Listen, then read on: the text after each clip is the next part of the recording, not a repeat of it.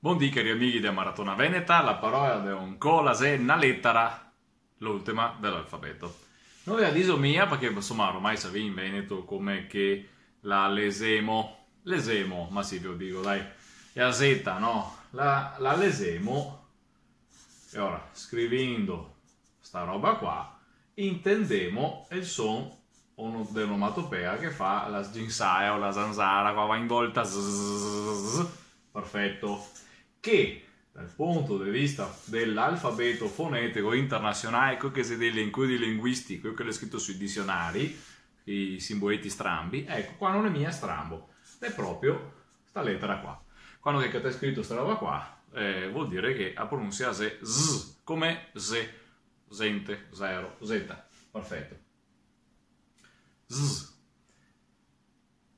Dunque, le lingue che lese sta lettera in questa maniera qua, perché ancora parliamo di come che le varie lingue le lese sta roba, cioè tutti scrive, tante lingue le scrive sta roba qua, ma mia tutti lese la stessa roba. Ecco, il Veneto è lese z. Modernamente si sta istituzionalizzando, ma la Z è sempre stata presente, anche se il suo valore, come fa in tutte le lingue, è il ga fluttua.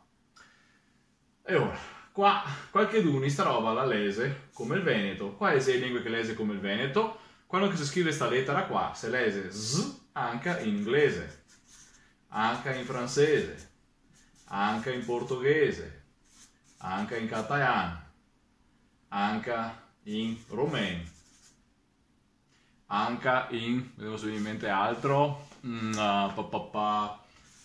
olandese, anche in, come messo il portoghese ho messo, ne so altre lingue, in greco, turco, arabo, quando che noi scrive questo sistema originario ma con le lettere latine. Stessa roba anche al russo, quando che scrive quelle lettere latine, no, col cirillico, quando che scrive questa roba qua, l'intende la stessa z del Veneto, z, perfetto. Qua potremmo notare che anche, vabbè, tutte le lingue del gruppo slavo, perfetto. E dunque cosa abbiamo qua dentro? Qua dentro che abbiamo il polacco, il ceco, il sloveno, il croato, perfetto. Cos'altro che c'è qua? Il giapponese, tipo la parola kamikaze, non si legge mia kamikaze. Perché lesemo la parola kamikaze, che è una parola giapponese brutta, ma quella la lesemo kamikaze? Perché in quel caso sbagliamo l'esere la Z, perché siamo stati alfabetizzati, i veneti in Brasile, che dicevano mia il kamikaze qui lese, che roba là, perché? Perché in te lingua che stai alfabetizzai, è il portoghese, dove serva, a Z, a lettera Z che ha lo stesso valore che ha in Veneto, ma vedi che qua l'italiano che è mia. Qua è le lingue, perché mia tutte le lingue sono d'accordo su sta roba qua, le Z tante, inglese, francese, insomma, portoghese, mia poche, e anche l'IFA, quello che avevo detto prima, dunque l'alfabeto dei linguisti, e se d'accordo, il Veneto rientra dentro questo sistema qua. Bene. Ma che sei altre lingue che fa differente? Per esempio l'italiano.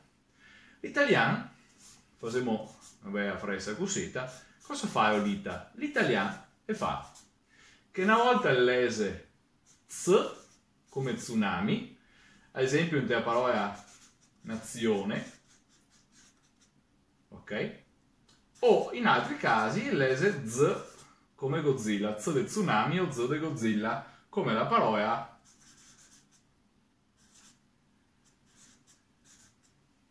razza, che però se puoi lesala anche questa, che di solito si lese questa z qua, ma sta roba la si può lesere anche con la z e viene fuori razza, e ora razza è il pesce, la razza invece è il genere interno a un sistema, tipo un cane di razza invece di un cane che è misto, perfetto.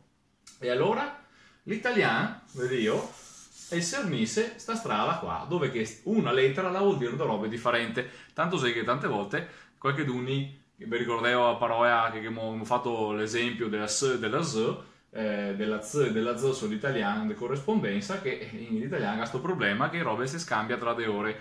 E ora che si dice zucchero, che è corretto, che dice zucchero, che si sbaglia. Vabbè, la zecca o la zecca, abbiamo detto, deve guardare il video zecca, che poi invece come parlare di secca. dicevo, andiamo avanti. Che altre lingue sei che noi siamo d'accordo con questo sistema qua? Le lingue grosse, dico importanti, quelle più fondamentali. E il tedesco, come fai il tedesco? Il tedesco è lese z. Tipo sta parola qua, la si lese tempo, Zeit, z, con la z del tsunami. Ma ora, vedi io, e fa sì come che anche l'italiano fa, ma l'italiano però fa una roba differente perché è bivalente, invece il tedesco ha un'idea solo, tendenzialmente. Cosa fa lo spagnolo?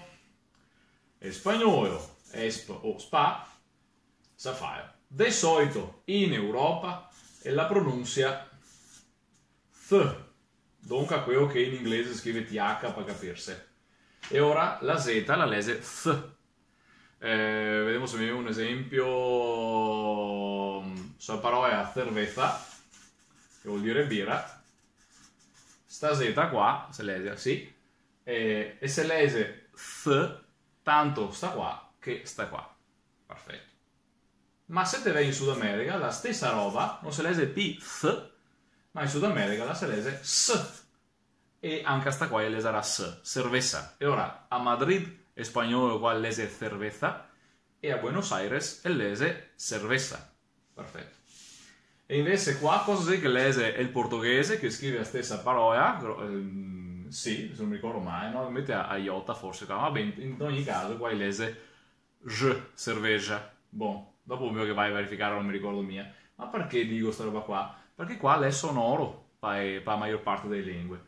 Queste qua, tutte queste lingue qua, sta z, come anche il portoghese, la z sonora, la fa z, ok?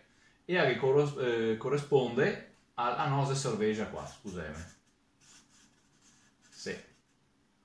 Volevo farvi vedere, in realtà, che è la stessa parola che non doparemo più in italiano, perché i sinonimi che sente le varie lingue, in diciamo birra, che è la parola, diciamo, germanica per il termine, e anche in Veneto diciamo birra perché abbiamo già dentro sul sistema qua e poi siamo ancora più vicini al mondo germanico.